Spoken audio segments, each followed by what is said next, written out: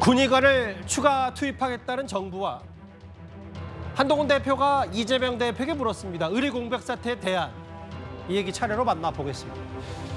윤석열 대통령은 지난 국정브리핑 혹은 세 번째 기자회견 당시에 비상진료가 원활하다라고 분명히 말을 했었습니다. 그런데 응급실 파행이 현장에선 본격화되는 건 아닌지 모르겠습니다.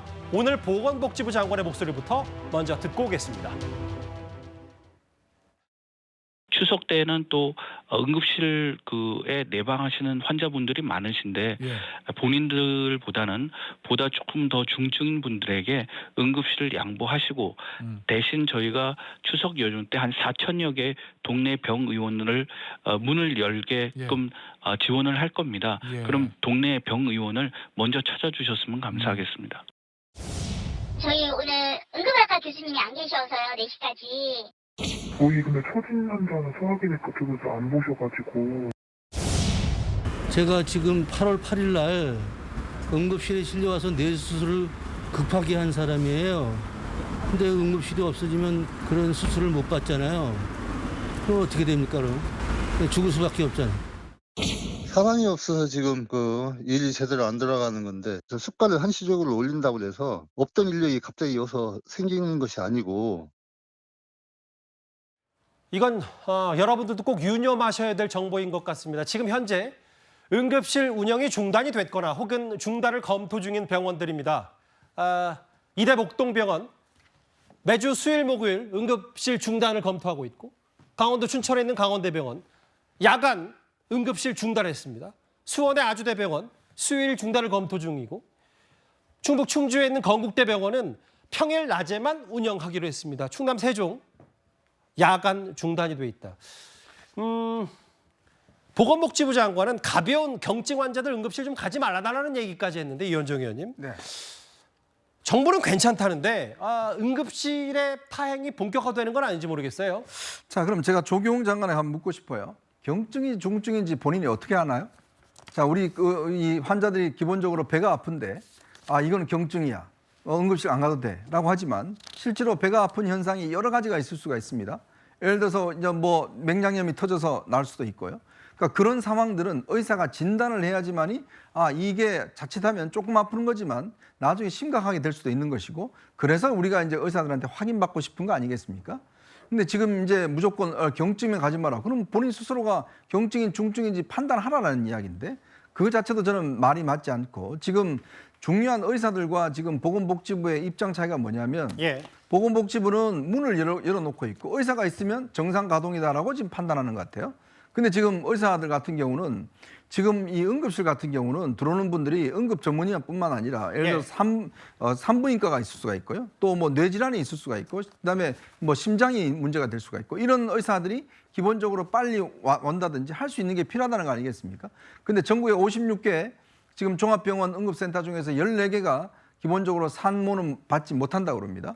자, 그러면 이건 어떻게 우리가 해석을 해야 될까요? 예를 들어서 지금 저기 아까 앵커께서 지적해 주신 저 병원들은 각 지역에 굉장히 중요한 포스트입니다. 거점 병원들이라고 그렇죠. 하죠. 최상위의 지금 병원입니다.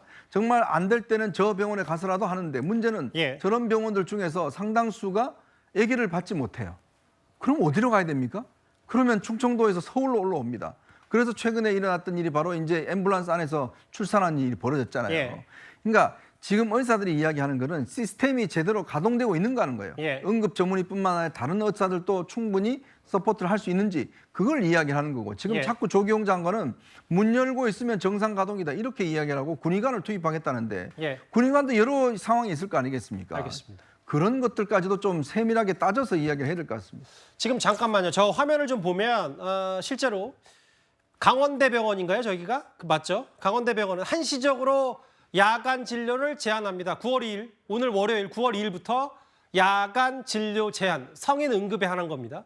그러니까 6시까지 진료 시간을 제한한다 라는 게 이제 강원대가 오늘 홈페이지에 얘기한 내용이고요.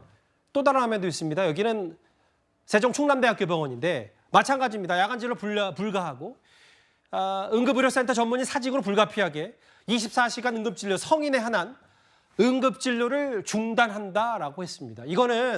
이게 지금 의료 공백 사태뿐만 아니라 지금 이곳 충남 세종의 영향권을 둔 거주하시는 분들이나 강원도 이거 꼭 염두에 둬야 될 정보인 것 같아요. 응급 상황이라는 게 언제 어떻게 벌어질지 모르니까요. 근데 잠시만요. 제가 양해를 구하고 휴대전화를 들 수밖에 없는 게 뭐냐면 대통령실이 조금 전에 어제 이재명 대표가 생중계 모두 발언 때 했던 발언을 반박했습니다. 일단 속보를 만나보기 전에 이재명 대표의 어제 발언은 이랬습니다. 세계 최고를 자랑하는 의료 체계 붕괴를 불러왔고 응급실 뺑뺑이로 죽지 않아야 될 사람이 죽는 사고로 이미 작년 한 해 총 발생량을 이미 초과하고 있습니다. 얼마나 불안하겠습니까? 사실 저도 불안합니다. 제가 여러 맥락, 토시 하나 안 틀리고 맥락을 전하기 위해서 휴대전화를 들고 제가 한번 읽어봤는데 보신 그대로 이재명 대표가 어제 저 발언을 했거든요. 근데 강지연의 변호사님. 네. 대통령실 조금 전 발언 중에 뭐가 있었냐면 이거에 대해서 허위 발언이다 라는 표현을 쓴 것 같아요. 근거가 없다라고 했어요. 지금 대통령실에서 이야기하고 있는 것은요. 저도 속보로 잠깐 본 것인데 일단은 응급실 뺑뺑이로 사망한 숫자라는 것은 통계치 자체가 없다라고 합니다. 응급 환자 같은 경우는 사망의 원인이 여러 가지가 있을 수 있다는 것인데요. 그리고 지금 응급실 뺑뺑이 같은 경우에는 이번 의료 대란 이전에도 실상 있었던 일이라는 것도 지금 대통령실의 설명입니다. 결과적으로 지금 대통령실에서는 이재명 대표가 한 이야기가 어떠한 국민들의 불안을 가중시키고 그리고 의료진의 이렇게 좀 기를 저하시키는 이러한 발언이었다라고 부적절하다라고 이야기를 한 것으로 보이는데요. 예. 이재명 대표가 이야기를 하는 그 취지는 알겠습니다만 어떤 수치상으로 확인되지 않은 부분들을 어제 당대표 모두 발언에서 이야기했던 것이 좀 부적절하지 않았나라고 말씀을 드리고 싶어요. 예. 작년 한 해 총 발생량을 초과했다라는 어떤 구체적인 수치가 지금 정부에서는 없다라는 것이거든요. 어제 모두 발언 같은 경우는 이것뿐만이 아니라 앞서 우리가 다뤘던 예. 계엄령에 대한 부분들도 있었거든요. 당대표 간의 회담이라는 것이 어떤 국민들에게 정치의 희망을 주고 그리고 앞으로 어떻게 나아갈 것인지 그리고 의정 갈등에 있어서 여야 대표가 어떠한 역할을 할 것인지가 사실상 국민들께서는 궁금했었던 부분인데 네. 여기에 있어서 모두 발언에서 제대로 확인되지 않은 수치를 이야기한 것은 좀 부적절했다라고 말씀드리고 싶습니다. 이재명 대표가 어제 뭐라 그랬냐면 다시 한번 정리를 해야 될 게 어제 여야 대표 모두 발언에서 응급실 뺑뺑이로 죽지 않아야 될 사람들이 죽었다라는 그 작년 수준을 초과했다라는 취지의 발언을 했는데 바로 저 얘기. 사망자 총 발생량 초과하고 있어. 이거에 대해서 대통령실 이런 얘기를 했어요. 근거가 없다. 이재명 대표의 어제 저 발언. 그리고 의료진의 사기를 저하시키고 있다. 근거 없는 이재명 대표 발언에 대해서. 응급환자의 사망은 뭐 구급차 뺑뺑이, 응급차 뺑뺑이 이런 게 아니라 다양한 변수가 있다라고 했어요. 이재명 대표에게 통계 자체가 없는데 불안을 자극했다. 그러니까 대통령실 얘기는 물론 뭐 문제 제기를 할 수 있고 지금 위급한 상황에 대한 국민적 불안감은 있을 수 있는데 아무리 야당 대표라도 근거를 갖고 팩트 위주의 대안이나 공세를 해야지 저건 옳지 못하다는 취지의 얘기를 조금 더 얘기한 것 같습니다.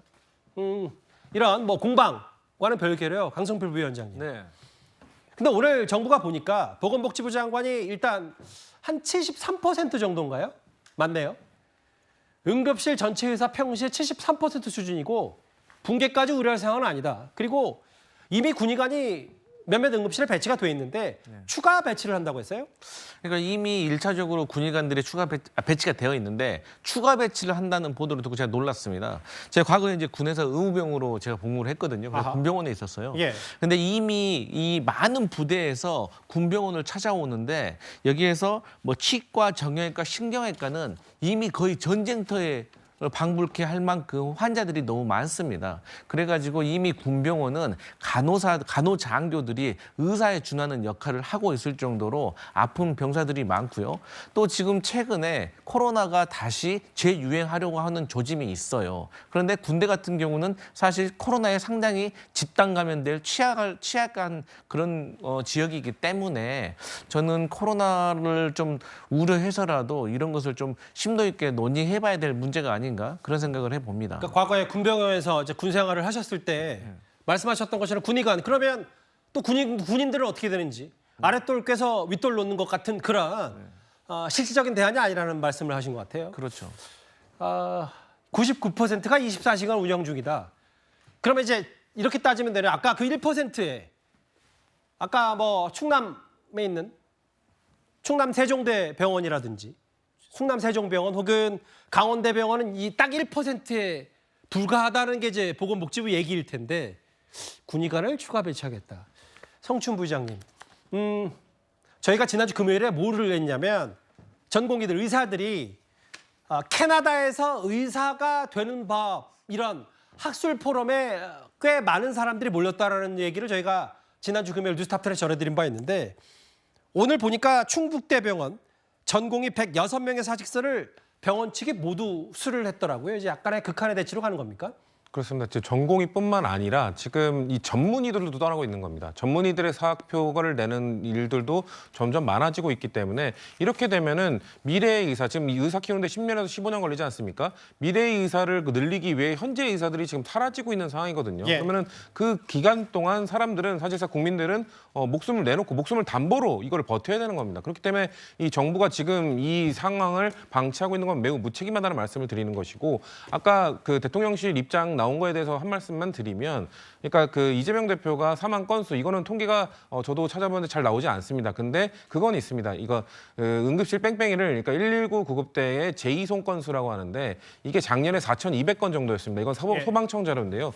작년에 4,200건이었고 올해 6월까지 딱 절반 동안 2,600건이었거든요. 그러니까 이게 이미 작년의 수치를 절반 정도 봤을 때는 넘어선 것이죠. 그리고 그 사유가 보통 한 2, 3년 전, 3, 4년 전만 자료만 찾아봐도 제2송의 사유가 전문의 부재인 경우, 전문의가 마땅히 없는 경우가 한 20%에서 30% 정도였는데 예. 작년부터 이 비율이 40%로 늘어났어요. 그렇기 때문에 응급실이 전문의 때문에 이 제2송하는 건수가 점점 늘어나고 있다는 것은 예. 그만큼 제2송 과정 중에 사망할 수 있는 확률이 늘어난다고 볼 수 있는 겁니다. 그렇기 때문에 사망 건수에 대한 통계는 정확한 수치가 뭐 지금 나오지 않았기 때문에 그거에 대해서는 대통령실이 저렇게 이야기를 할 수는 있으나 그 사망 건수가 없다고 해서 이게 괜찮다. 지금 군의관 추가 배치하는 거 보면 국민들은 또 어떻게 생각하겠습니까? 예. 아, 응급실 활실이 제대로 돌아가지 않고 있구나. 그리고 계속해서 그 전공의에 의해서 전문의들 사표 내는 거 보면서 아, 이거 상황이 더 심각해지겠구나. 이렇게 인식을 하기 때문에 국민들의 공포는 더 커질 거라는 말씀드립니다. 보도를 통해 나오는 현장 상황은 임계점을 넘어선 듯한데